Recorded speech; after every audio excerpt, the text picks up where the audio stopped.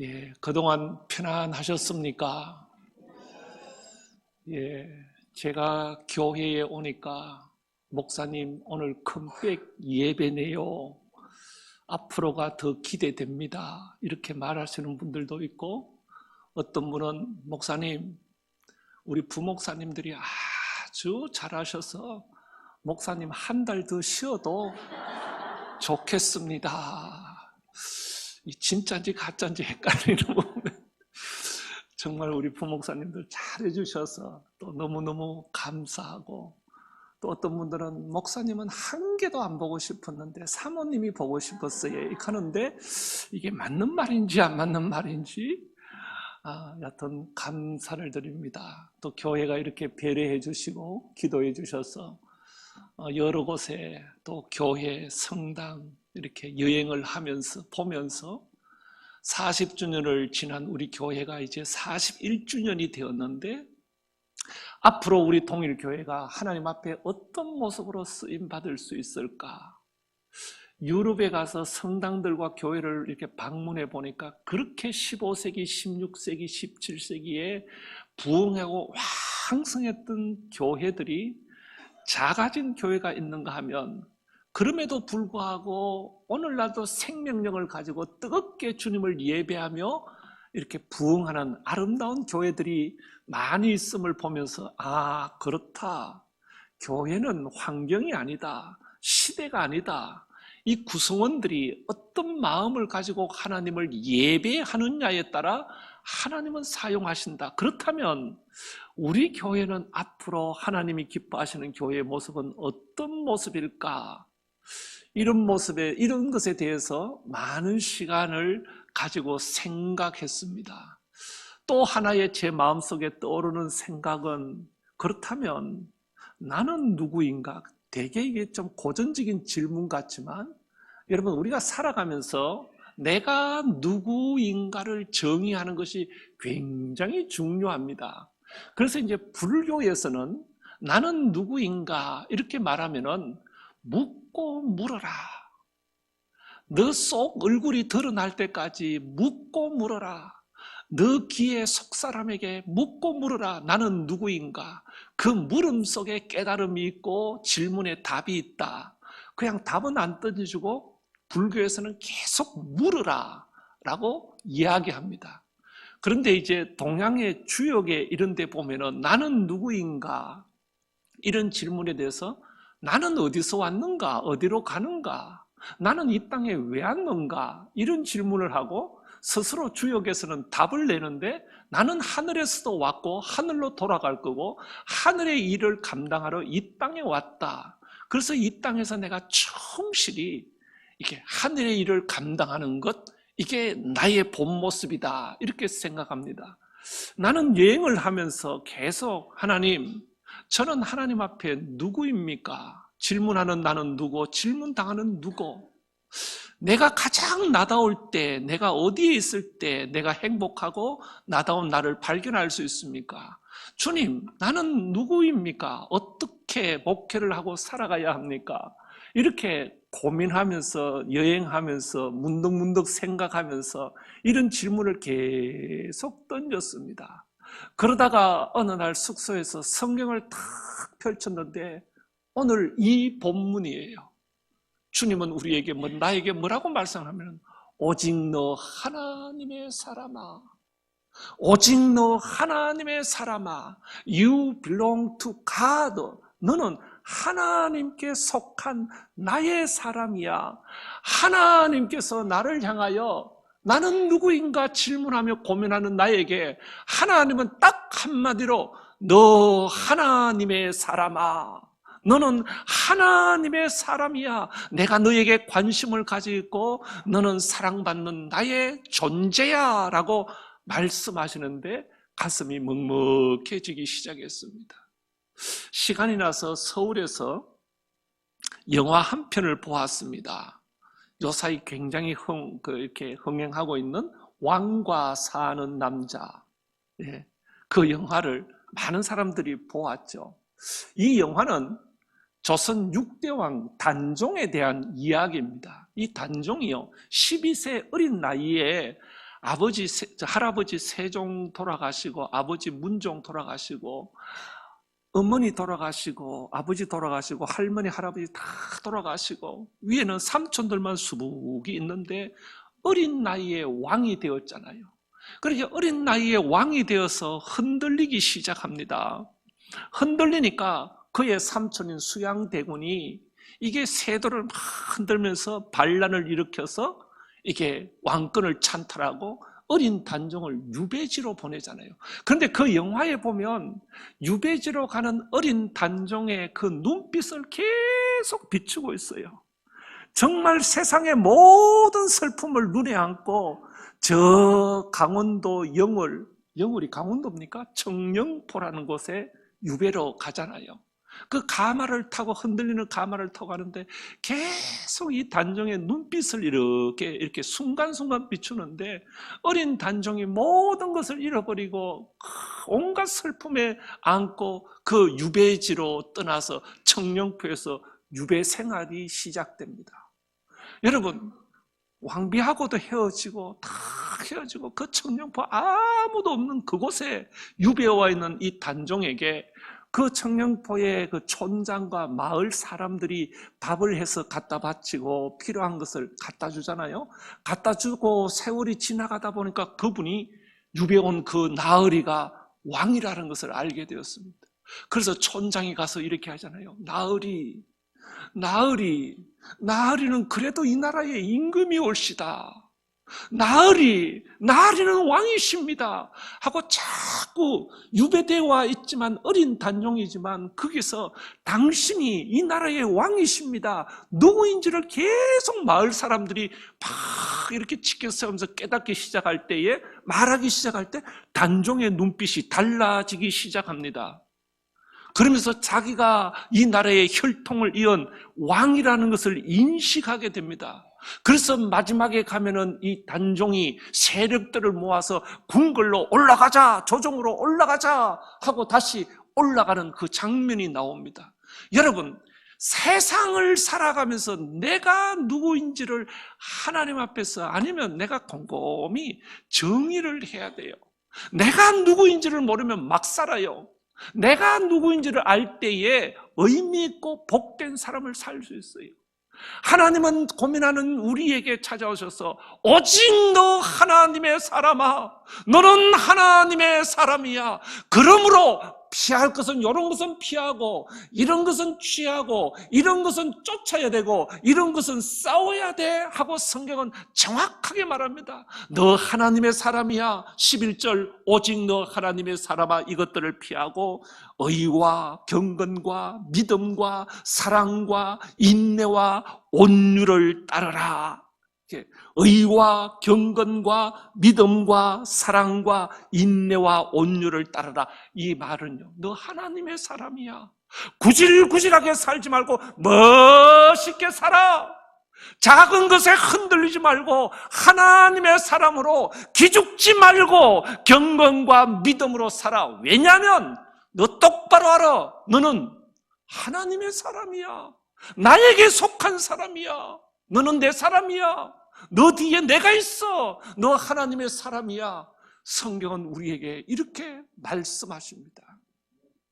누가복음에 보면 삭개오라는 양반이 나옵니다. 여리고 동네에 살죠. 부자죠. 세리장이죠. 부자고 세리장이고 다 갖추었는데 동네 사람들은 세리장이기 때문에 자기를 보고 수근수근 거리고, 세월을 살아가면 살아갈수록 삭개오의 마음이 허전한 것입니다.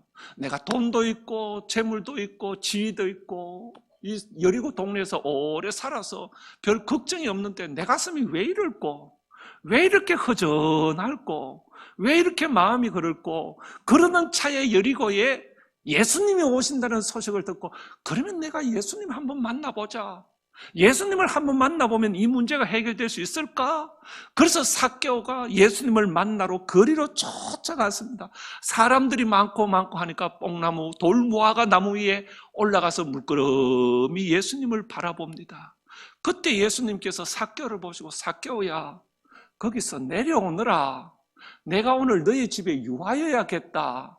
그러면서 예수님이 하시는 말씀이 나는 잃어버린 자를 찾기 위하여 이 땅에 오셨다. 내가 찾고 있는 자는 바로 너 같은 삭개오야. 삭개오야, 내가 너를 찾고 있었어. 내가 너를 지금 기다리고 있었어. 내가 오늘 내 집에 갈 거야. 그래서 집에 간 예수님은 삭개오의 눈을 보면서 삭개오야, 왜 그렇게 마음이 허롭니? 너도 아브라함의 사람이야. 너도 믿음의 사람이야. 그러니까 삭개오가 자기가 누구인 걸 알았습니다. 아, 나도 믿음의 사람이구나. 나도 아브라함의 자손이구나.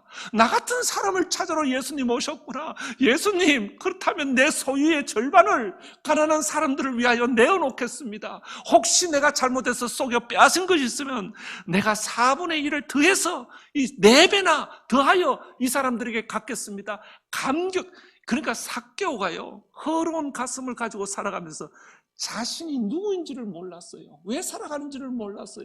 예수님을 만나니까 아, 나도 아브라함의 자손이구나. 나도 하나님의 자손이구나. 잃어버린 자는 나 같은 자를 찾아서 예수님 오셨구나. 이 아픔을 주님이 아시는구나. 그런데 나는 돈만 훔치고 여기서 행복이 있는 줄 알고 살았구나. 그렇다면 내 소유의 절반을, 삭개오의 삶을 완전히 달라진 것이죠. 여러분, 우리가 주님 앞에서 내가 누구인지를 계속 고민하면 주님은 정확하게 우리에게 말씀하십니다.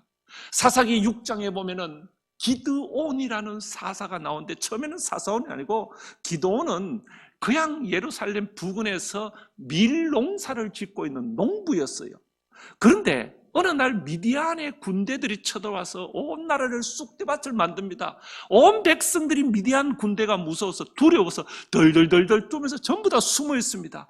기드온도 미디안의 군대가 너무너무 두렵고 두려워서 밀 농사를 지어서 밥을 먹어야 하니, 빵을 만들어야 하니까 어떻게 해요? 이게 타작을 하고 추수를 해야 되는데 미디안 군대가 두려우니까 미리삭을 잘 나와서 포도주 털에다가 누가 알까 싶어서 거기다가 살금살금 밀타작을 해서 빵을 만들려고 이렇게 하고 있는 겁니다. 포도주 털에다가 밀을 지금 타작하고 있는 겁니다.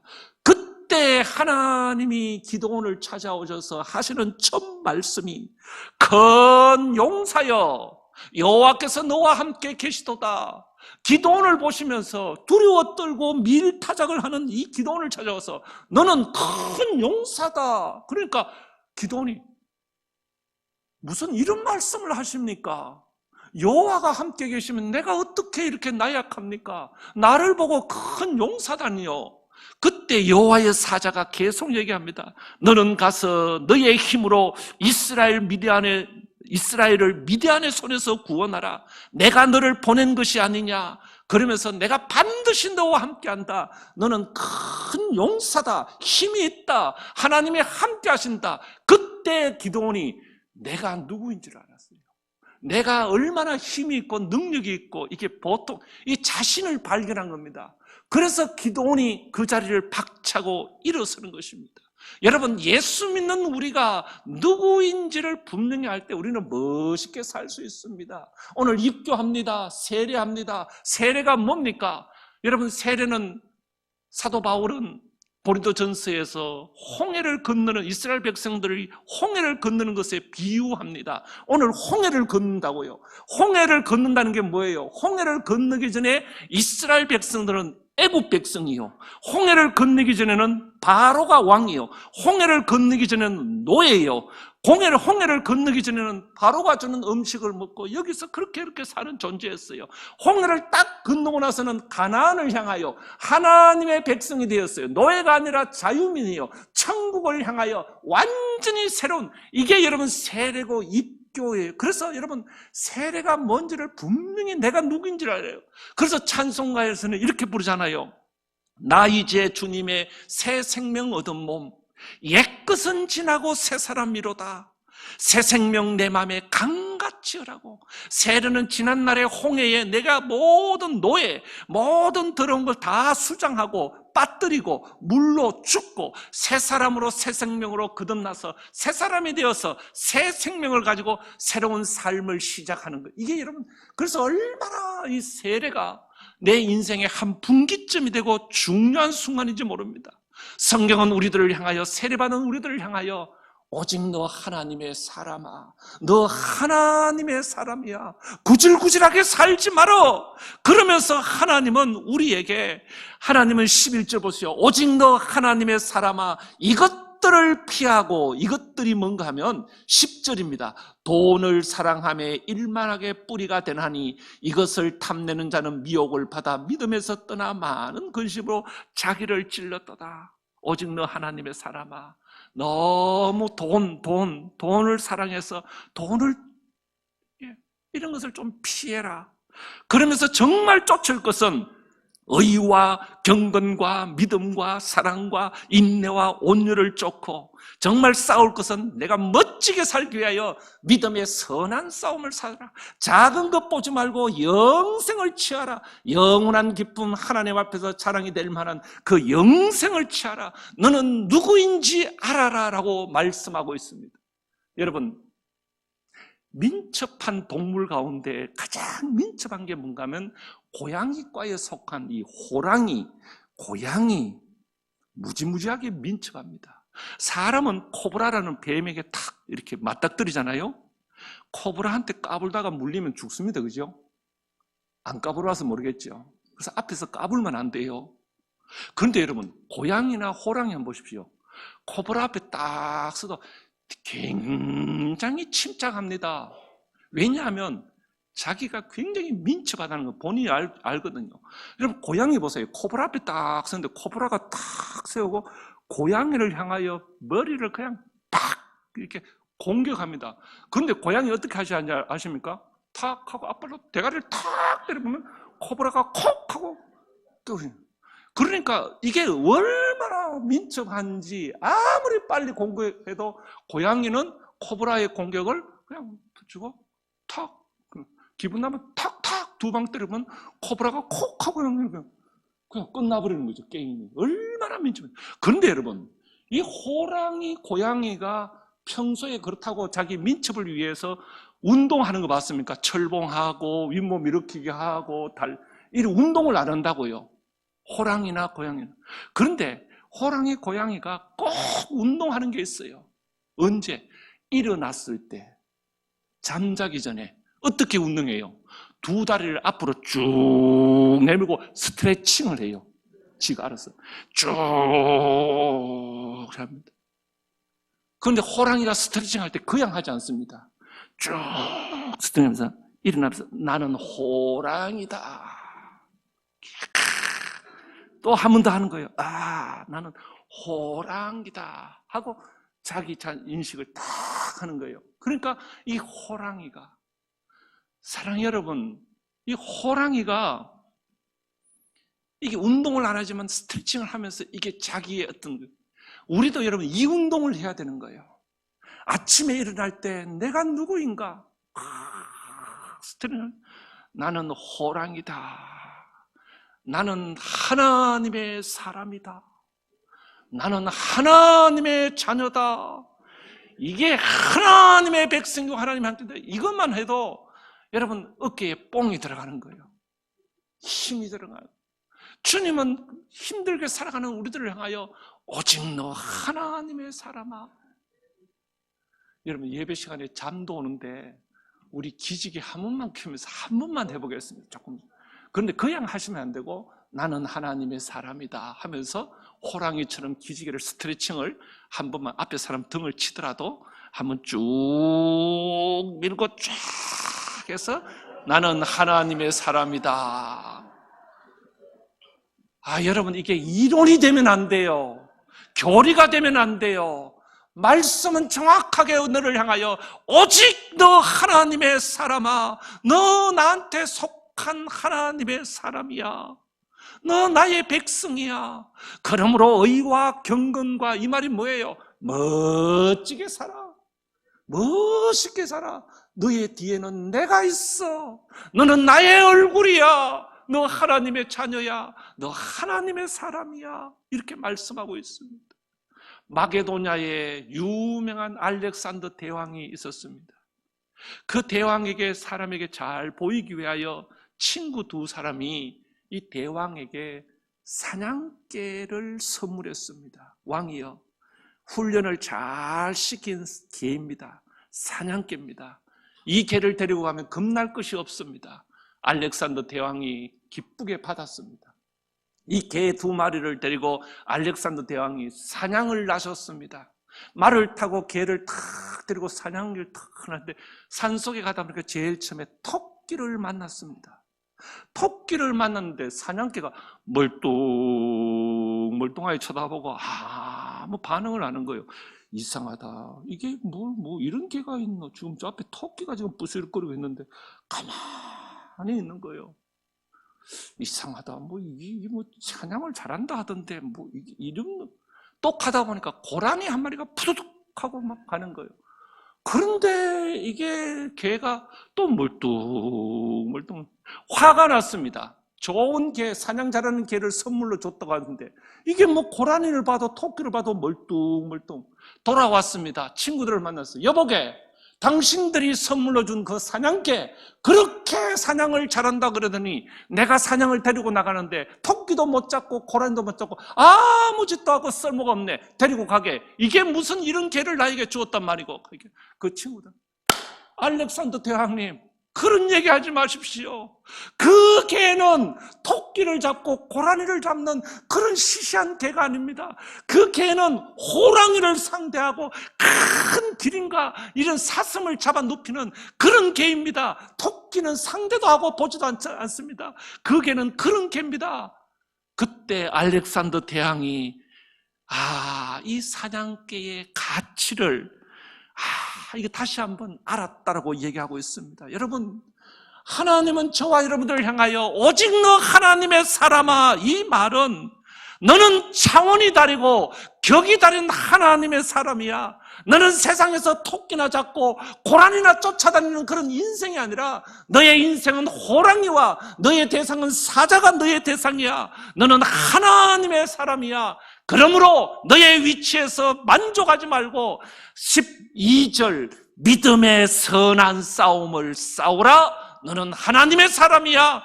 돈의 유혹을 받아서 돈 때문에 싸우고, 자신의 성격을 이기지 못하여 혈기 때문에 싸우고, 사소한 문제 때문에 집에서 가족들과 싸우고, 이런 싸움이 아니라 내가 어떻게 믿음의 삶을 아름답게 경주할 것인가, 내가 하나님 앞에 어떻게 쓰임받을 것인가, 내 인생의 마지막에 사람들과 하나님 앞에 무엇을 남길 것인가, 나의 삶은 어떻게 살아갈 것인가, 믿음의 선한 싸움을 싸우라. 영생을 취하라. 이 말은 지금 눈앞에 보이는 현실 속에서 요거 작은 이것이 아니라 정말 주님이 기뻐하시는 것, 의와 경건과 믿음과 사랑이 현실에서 멋지게 열매 맺는 살아내는 삶, 영생을 취하라. 그래서 예배를 마치고 일어날 때 내가 누구인지를 정확하게 알고, 내가 하나님의 사람이라면 내가 어떻게 살아야 할까? 제가요, 주일마다 다른 교회에서 예배를 드리면서 예배 시간마다 30분 일찍 가서 그 교회를 다 둘러보고, 또 예배를 어떻게 드리나, 또 이렇게 성도들은 어떠나, 이런데 느낀 게 뭔가 하면 대부분의 교인들이 가서 내가 느낀 거예요. 내가 느낀 건데, 내가 느꼈다니까. 그게 다른 게 아니고 반무로 교회 온 것 같아. 보니까 예배를 이제 11시에 예배 드리고 딱 마치니까 어느 교회나 할 거 없이 막 식당에 먼저 가가 막 줄 서가지고 막 쫙 가가지고 요거는 누구 챙겨주고 요거는 요거 누구 챙겨주고 막 자리 잡고, 또 끝나고 카페 가고, 그러면서 한 1시도 되기 전에 교회는 싹 빠져나고 또 조용한 거예요. 딱 와서 예배 드리고 밥 먹고 탁 하고 조용하고. 그래서 정말로 예배를 드리고 나서 거기에 늦게 앉아서 기도한다든지, 정말로 자신의 삶을 되돌아보며 이것이 아니라 막 그냥 푸르금대로 이렇게 달려가는 그런 모습을 보면서 좀 안타깝다, 이런 생각도 했습니다. 여러분, 성경을 보면 성경은 우리들을 향하여 오직 너 하나님의 사람아, 너 하나님의 사람이야. 너 모습이 어떻든, 너 생각이 어떻든 너는 나한테 속한 사람이야. 그러므로 내 사랑은 하나님의 사람아, 의를 쫓고 경건을 쫓고 오늘 성경에 보니까 믿음과 사랑과 인내와 온유를 따르며 멋있게 살 것을 우리에게 부탁하고 있습니다.